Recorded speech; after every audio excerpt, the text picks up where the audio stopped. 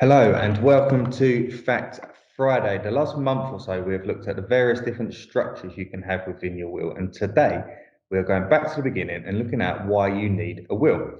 Interestingly, most people, when talking about wills, answer with, I really need to do that, or I'll get around to doing that later. But ultimately, what is stopping you from doing it now? This week, I'm joined by Sophie Wallace from our private client department. Sophie, it's great to have you with us today. And we have two questions for you. The first question is quite simply, why do I need a will? Thank you, and thank you for having me on Fact Friday. You're quite right. Almost all of the clients we see have been putting off writing a will for one reason or another.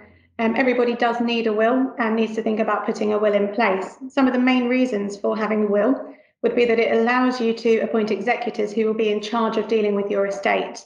And this point is particularly important if you own a business. It also puts you in control of your own estate. If you don't have a will, your estate will pass via the intestacy rules, and this may not be how you want your estate to pass. The intestacy rules set out a standard order of entitlement of your estate, and your estate will then be distributed in accordance with those rules. This means that a will allows you to decide who will end up with particular assets, whereas, for example, under the intestacy rules, even if you are married, not everything will automatically pass to the survivor. And if you're not married but are living together, your partner wouldn't receive anything. So it's always best to have the will in place so that you can ensure that your loved ones are getting what you would like. The will is also a very good place to appoint guardians to look after any minor children. And it also provides certainty for your nearest and dearest if you do have a will in place, as it sets out your wishes in one clear and concise document.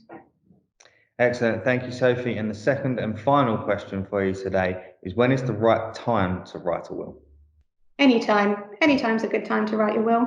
More often than not, we do see people want to make a new will or amend any existing wills on a change of circumstances. So normally, for example, if you're getting married, having children, or buying property, they're normally a good sort of place to sort of trigger writing a will.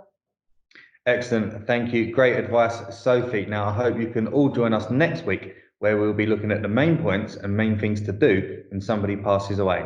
I hope to see you soon. Take care.